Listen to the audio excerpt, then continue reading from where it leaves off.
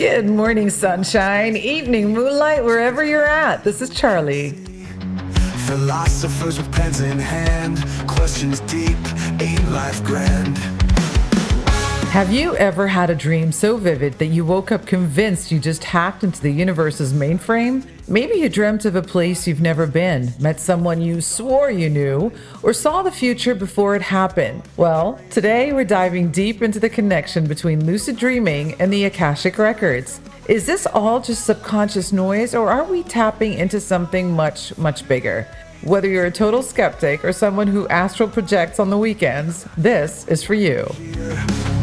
Humor cuts away the fear. Elevate your heart, your mind. In the chaos, peace we'll find. Remember, everything we talk about here could be completely wrong, or worse, completely right. Either way, it's worth thinking about. Consciousness to revive. Nobody cares about the chicken's minds. The one we're kicking. Elevate the soul. Let it fly. If you ever wondered about the mysteries of your soul's journey, you're in the right place. The Akashic Records. What in a world are these records? Well, they're often described as an energetic field, a kind of cosmic memory bank where every experience, thought, and emotion of every soul is recorded. It's like a universal library that holds the entire history of your soul across all lifetimes. Everything you've ever done, thought, or felt is there. It's not just for this life, but for all of them. Now, the idea of the Akashic Records has roots in ancient Indian philosophy, particularly in Hinduism and Buddhism. The word Akasha comes from Sanskrit and means ether, or spirit. It's the universal energy that holds all knowledge. While the records themselves aren't explicitly mentioned in those texts, the concept aligns with ideas like karma, reincarnation, and the soul's journey. It's the ultimate cosmic archive. Fast forward to the late 19th and early 20th centuries, when the Theosophical movement, led by figures like Helena Blavatsky, starts to bring the Akashic Records into modern spirituality. But it was Edgar Cayce, an American clairvoyant, who really popularized them. He would tap into those records during trance-like states, offering spiritual insights and healing. He saw the Akashic Records as an energetic field, accessible through deep meditation or intuitive practices. So how do the Akashic Records compare to religious views, let's say like destiny? Or is it more like potatoes? Well, let's explore that. Both the Akashic Records and many religions suggest that life isn't random. In Christianity, Islam, and other faiths, there's a belief in a divine plan or destiny. The Akashic Records, well, they hold a soul's entire history across lifetimes, suggesting your life is part of a grand, interconnected design. Many religions teach that every soul has a purpose, like in Christianity, where there's a belief in a specific calling, or in Hinduism with the concept of karma. Similarly, the Akashic Records hold each soul's unique purpose, detailing why you're here and what lessons you're meant to learn. Religions like Christianity also emphasize the unity of all believers, like the body of Christ. The Akashic Records takes this a step further by storing every soul's experiences, showing a deeper interconnectedness of all beings. It's kind of like a shared collective memory. Now, this is where it all starts to diverge. Religions often emphasize destiny or a predestined path, like in Christianity's concept of God's plan. The Akashic Records, on the other hand, are more about a blueprint, a roadmap that offers room for personal choice and growth. It's not all set in stone. You basically have the ability to shape your future. In Eastern religions like Hinduism and Buddhism, karma and reincarnation play a major role in destiny. Your actions in past lives influence your current life's journey. The Akashic Records, on the other hand, they do recognize past lives, but they don't trap you in a rigid cycle. There's kind of like a bit more flexibility. Growth is encouraged, and you're not bound to repeat your mistakes forever. And ain't that a relief? And finally, we have the energetic difference. The Akashic Records are seen as a quantum field, a sort of informational energy that can be tapped into. Religions, on the other hand, tend to tie destiny to divine will, often through the actions of gods, angels, or other higher beings. I'm sorry, but I cannot fix this problem for you. So, what's the takeaway? While religious ideas about destiny tend to be more about divinely determined path, the Akashic Records offer a more dynamic, flexible view. It's a blueprint for your soul's journey, yes, but one that allows for personal choice, growth, and evolution. The records also invite us to tap into the energy of our past lives and experiences while still leaving room for free will and transformation. It isn't fixed or unchangeable fate. It's a path you can shape and reshape as you grow. Good job. I am so proud of you. Modern practitioners such as Linda Howe and Dolores Cannon have developed structured methods for accessing the records for personal insight, healing, and spiritual growth. Some compare the Akashic Records to a cosmic internet where intuitive individuals can download wisdom beyond their personal knowledge. While not empirically proven, theories like Ervin Laszlo's Akashic field theory and Rupert Sheldrake's morphic resonance suggest that memory and knowledge might exist in non-local fields beyond the brain, basically proposing the idea that the universe operates like a giant information field. So, is this just another esoteric Google Drive for your soul, or is there actual science behind it? So let's look at quantum physics. Ideas about reality, consciousness, and how they all might be connected. First up, we've got Michael Talbot's theory, the holographic universe, which he introduced in his 1991 book, The Holographic Universe. Talbot suggested that our entire reality is essentially a projection. Think of it like a 3D movie. Everything we see and experience is already encoded in the fabric of space-time itself. It's as if we're living in a giant hologram. All the information we need is embedded in this projection. Now let's take that a step further with the work of Dr. Stuart Hameroff and Sir Roger Penrose. Hameroff, a physician, and Penrose, a theoretical physicist, introduced the quantum consciousness theory in the early 1990s. They argued that consciousness isn't just something that happens in our brains. Instead, it could exist beyond the physical body, stored in quantum states within microtubules, tiny structures in our brain. This means consciousness might not be confined to just our heads. It could actually be a fundamental part of the universe. So if reality really is a hologram, could lucid dreaming be a way to access the source code of that hologram? Essentially, if our world is a projection, maybe in lucid dreams, we're tapping into the deeper layers of reality, playing with the fabric of the universe itself. It's kind of like hacking into the system of existence. Now, when we compare this to other thinkers, there are some interesting connections. For example, Dr. Joe Dispenza, who became well known after his book Becoming Supernatural, published in 2017, he blends neuroscience, quantum physics, and spirituality. And he suggests that by shifting our thoughts and emotions, we can change our biology and even affect our external reality. While not directly talking about the holographic universe, his work aligns with the idea that our consciousness can influence and even shape the reality around us, a concept that overlaps with the holographic and quantum theories.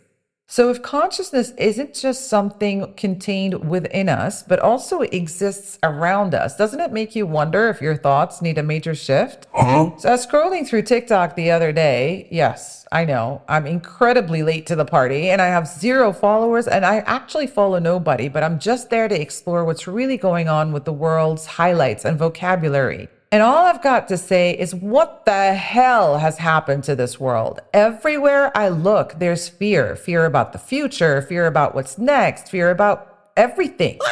It's like the world has been fear-mongered into a frenzy. So much of what we see now is wrapped in doom and gloom. It makes you question, how did everything become so scary? How did we go from dreaming big to living in constant survival mode? Are our ideas now turning into a reality because we're making them do so? Don't you think we may be responsible for that darkness that's around us? We try dissecting what the leaders, have been up to, and sometimes I wonder if we give them more intelligence than necessary. The thought that they know every step they're taking is ludicrous for me because no one is that intelligent. Instead, our thoughts are shaping the possibilities, and if they haven't thought about it, well, now you sure as hell made sure that they do. Stop giving them more credit than they deserve. If consciousness is all around us, if our thoughts shape the reality we experience, maybe it's time we step back and consciously choose to create something different to the universe. What if we decided to shift away from the panic that clearly sells and start focusing on the potential, the possibility, and the beauty of the world we still have. The energy we put out is the energy we receive. It is all interconnected. Maybe it's time to take a breath, reframe our thoughts, and create a reality that's less about fear and more about hope, possibility, and what we can do when we open ourselves up to a new kind of consciousness. Maybe these platforms have now a bigger responsibility towards societies, and we as people need to calm the shit down. Chicken or the egg, honey. Stop scaring the wits out of everyone because your caveman brain is simply not accepting that it can't catch up with the noise that's out here. Social media is gobbling up the essence of our beauty. I don't like you. I don't like you at all. And so if reality is a hologram, could lucid dreams be a way to access its source code? So lucid dreaming is basically when you're in a dream, but you're aware that you're dreaming. And sometimes you can even control what's happening in that dream. So imagine, for example, flying around or doing something wild that you'd never normally do in real life. Now, you might be thinking, is this actually real? And the answer is yes. Dr. Keith Hearn and Dr. Stephen LaBerge are two researchers who studied lucid dreaming. They actually found that when people were in REM sleep, their eyes moved in specific patterns that proved they were aware of the dream. That was big scientific proof that lucid dreaming isn't just some fantasy. So, how does it happen in the brain? When we lucid dream, there's increased activity in the prefrontal cortex, the part of our brain that helps with self-awareness and decision-making. This is the same area we use when we're awake and making choices. It's like the brain goes into a more conscious state, even though the body is asleep. Lucid dreaming often activates theta brainwaves, which are linked to deep meditation. These brainwaves are connected to states of intuition and insight, meaning your brain is tapping into some serious mental power while you're dreaming. It's kind of like your brain is working on overdrive while you're in a state of pure creativity. So lucid dreaming isn't just cool, it's also a pretty fascinating look at how our brains work when we're asleep and how we can use that to tap into deeper states of consciousness. So now, is lucid dreaming just a cool party trick, or can it actually be a portal to higher knowledge? Let's get a little bit mystical. Near-death experiences and out-of-body experiences are things people report that seem to blur the line between life, death, and consciousness. First off, what are some common reports from people who've had near-death experiences? Well, many describe seeing tunnels of light, meeting spirit guides, or even going through a life review where they relive key moments from their life. It's almost like their soul is getting a chance to reflect on everything they've experienced. Thank you for everything you do. Dr. Raymond Moody, one of the first researchers to dive into NDE's near-death experience back in the 1970s, found some fascinating patterns in these experiences. His work suggests that the things people report during NDEs, like the light tunnel and life review, have a lot in common with lucid dreaming states. It's like the brain is experiencing a super real dream, but with a lot more depth. Then there's Dr. Robert Monroe, who studied out-of-body experiences, OBEs, in the 1970s as well. Monroe did extensive research on people who said they could leave their physical bodies and travel elsewhere, almost like they were in another realm or dimension. He even wondered if OBEs could be linked to accessing something like the Akashic Records, that cosmic database of all experiences and knowledge. Could these experiences be ways to tap into the universal field of information? Well, some people believe it's very possible. Which brings us to another phenomenon known as astral projection. It is like an intentional out-of-body experience, but instead of happening randomly or during near-death moments, it's a deliberate practice. People who do it claim they can travel beyond the physical world, even to places like the Akashic Records. So how do they do it? Well, it usually starts with deep relaxation, becoming aware of the vibrational state, and using visualization techniques like imagining climbing a rope out of your body. But is it real? Well, that's where the debate gets interesting. Some say it's just a form of lucid dreaming or a trick of the brain's dissociative processes. Others insist it's a genuine shift in consciousness, proving we're more than just our physical body. So, could lucid dreaming be a simulation of what happens in a near-death experience? And as the French say, oui. So, Carl Jung came up with the idea of archetypes, symbols or themes that show up in dreams, stories, and myths across all cultures. The idea is that these archetypes might point to a kind of shared unconscious memory we all tap into, even if we don't realize it. These symbols, like the hero, the shadow, the wise old man, are things we see in stories from all over the world. Jung believed they're part of a collective unconscious that links us all together. Now, when we dive into dream symbolism, it gets even more interesting. In many indigenous cultures, there's this belief that dreams are messages from ancestors. It's not just your brain sorting through memories from the day. It's seen as a deeper connection to those who came before you. For example, Native Americans, Aboriginal Australian culture, Zulu culture, Andean indigenous, the Maori culture of New Zealand. They all pretty much believe that the concept is that dreams are seen as a way to access wisdom and teachings from ancestral spirits, linking people to both past and future generations. They also provide protection, offering guidance and warning. Dreams are considered a part of a larger spiritual connection to one's wakapapa, as they say in Maori, which is the genealogy. So are our dreams connecting us to deeper universal knowledge source? First up, we've got Einstein's block universe theory, which says time isn't as straightforward as we think. Instead of flowing from past to present to future, everything past, present, and future coexists.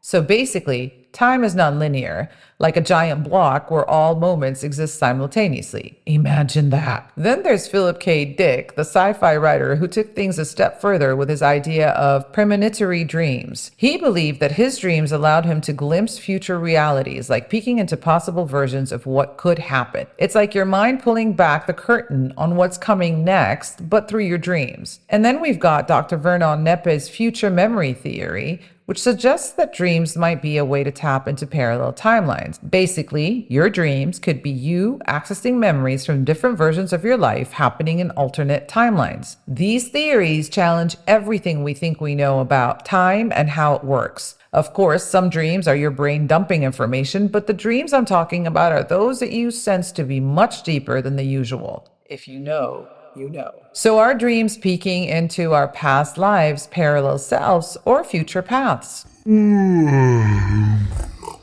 Let's talk about sacred geometry and symbolism in dreams to make more sense of this. So first off, sacred geometry has been a huge part of ancient cultures. Think of symbols like the flower of life, Metatron's cube, and Sri Yantra. These have shown up across history, from Egyptian temples to Vedic scriptures.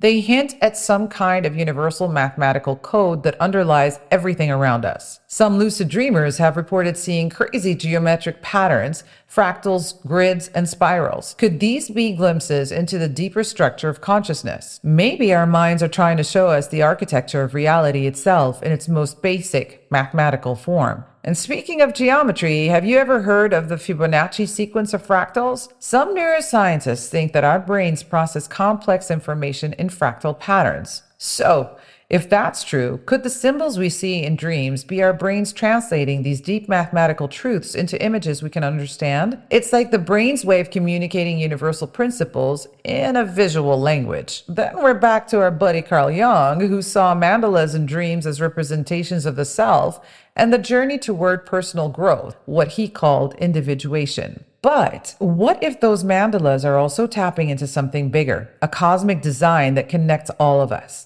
It's a fascinating idea, especially when you consider the possibility of a greater interconnectedness between our minds and the universe.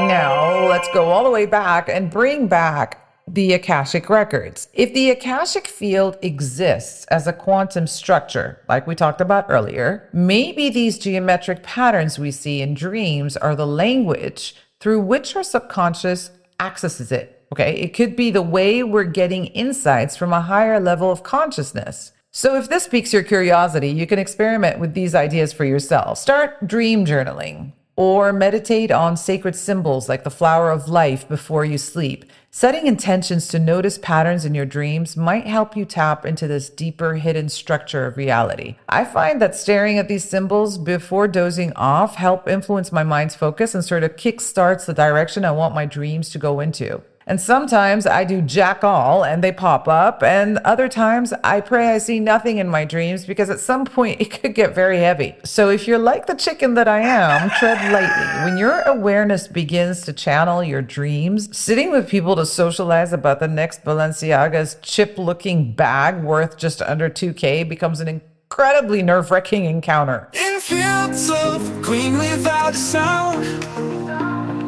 feathers fall. Some of the most famous figures like Nikola Tesla, Carl Jung, and Edgar Cayce all claim to have received dream downloads. They described moments when insights or ideas seem to just appear in their minds during sleep or deep states of intuition. It's like their subconscious minds were tapped into something bigger, delivering knowledge that shaped their groundbreaking work. These downloads could be the mind's way of channeling information from a higher source or accessing deeper layers of reality. Therefore, is lucid dreaming a way to dial into higher intelligence? I'll leave you to answer that. About the clock. Now let's talk about reality shifting and manifestation, two concepts that tie into the idea that our minds have the power to shape the world around us. First, there's the observer effect in quantum mechanics. Basically, it says that consciousness itself can influence and even shape reality. It's like the act of observing or thinking about something can literally change how things unfold. Now, when we connect that to the law of attraction and dream manifestation, it gets even more interesting. Lucid dreaming can be a powerful tool to visualize and manifest what you want. You can consciously direct your dreams to focus on your goals, and just like with the law of attraction, your thoughts and intentions could help bring those desires into reality. It's like using your dreams as a playground for shaping your waking world. If you've never experienced this, think about the last time you focused all your energy on a project and how you managed to bring it into fruition. Review the steps you took. Somewhere in there is your hook, which will help you understand how you work to delve deeper into such realms. Now, if you want to understand more, look into Tibetan dream yoga or Egyptian and Greek temples. Yep, it's that long ago and it's that profound. Now, of course, there is skepticism and alternative explanations that might challenge these mystical ideas of Akashic downloads and lucid dreaming. One key point to consider is the brain's pattern recognition system.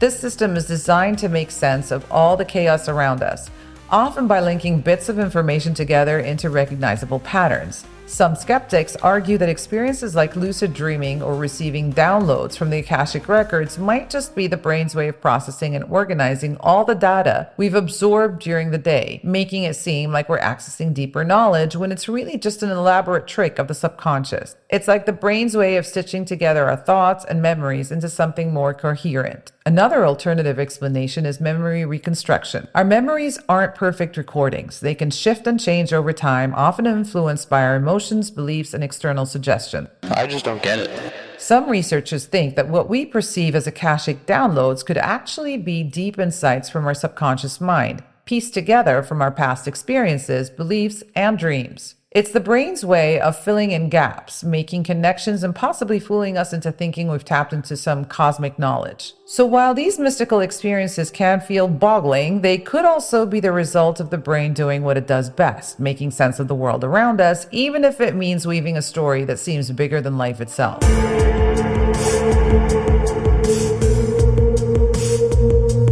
The science behind this is still being explored, but it raises interesting questions about how we interpret our experiences and the limits of human consciousness. And now, for those of you wanting to explore this yourself, here are some practical steps. First, if you want to start lucid dreaming, there are a few cool techniques you can try. One is doing reality checks throughout the day, like asking yourself, am I dreaming? You need to continuously repeat that so that you're checking around your surroundings for these odd details. This habit can carry over into your dreams and trigger lucidity by training yourself with that actual dialogue. Weird, but weird is kind of what we're doing. Another method is the wake back to bed technique, where you wake up after, for example, 4 to 6 hours of sleep. You stay awake for a little bit and then you go back to sleep with the intention of entering a lucid dream. There's so many times we've woken up that we want to go back to sleep. Well, here's a perfect excuse and one to make intentional. I love this one due to my sleeping habits. I find this more plausible. The idea is that you'll be more likely to enter REM sleep, where lucid dreams happen, and with the right mindset, you'll become sort of aware of what you're dreaming about. Keep a dream journal. Writing down your dreams every morning helps you notice patterns, symbols, and triggers that can help you become more aware of your dreams, leading to more frequent lucid dreaming experiences. Now, if you're interested in tapping into the Akashic Records, well, there are several methods to try. One common way is through hypnosis. By working with a skilled practitioner or self-hypnosis, you can enter a deeply relaxed state where your subconscious can open up to the records. Meditation is another powerful tool. Setting a clear intention before you meditate to access the Akashic Records can help you tune into that higher frequency. Some people also use dream intention setting, where you focus on the idea of accessing the Akashic Records right before sleep. It's like planting a seed for your subconscious mind to explore during the night.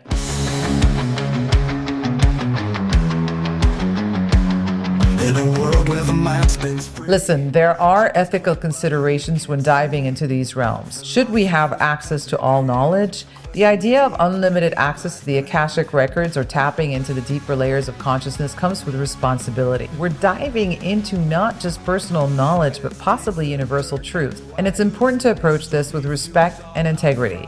There's power in exploration, but it's equally important to stay grounded and ask yourself if you're using this access for the greater good. Like any tool, knowledge can be misused, so always keep in mind the responsibility that comes with unlocking these layers of reality. Crash the code of why we're here.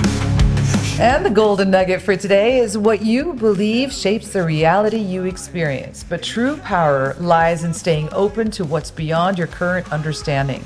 That's where the real growth happens. The Akashic Records might exist, or they may just be a beautiful myth. But if knowledge is infinite, the real question isn't about having all the answers, it's about embracing the mystery itself. After all, what works for one may not work for another. So many factors shape our journeys as humans, and that's something we must honor. The mystery is where we find wonder, creativity, and the willingness to expand. No belief should be a final destination. The moment we think we've figured it all out, we've stopped evolving and the world becomes so much smaller. But amidst all this exploration, let's not forget that we're here to experience the richness of being human. The journey of discovery is endless, and that is the beauty of it. I love you. Until next time, keep questioning, keep dreaming, and most importantly, stay open. And before you go, do me a tiny favor, hit follow, leave a comment, and drop a review. What you say truly matters to me deeply. Your support is the fuel for this circus train, and I promise to keep improving. I'm on a mission to prove that even if you think you're a nobody or you're not famous, you can still be someone for somebody. Take care, stay curious, and remember, nobody cares about the chickens, but there's always someone out there that definitely cares about you. Mom, somebody just followed me. Feathers fall, they hit the ground. This show is sponsored by lookchaos.co, www.lechaos.co. Genderless, sustainable, trendy lifestyle.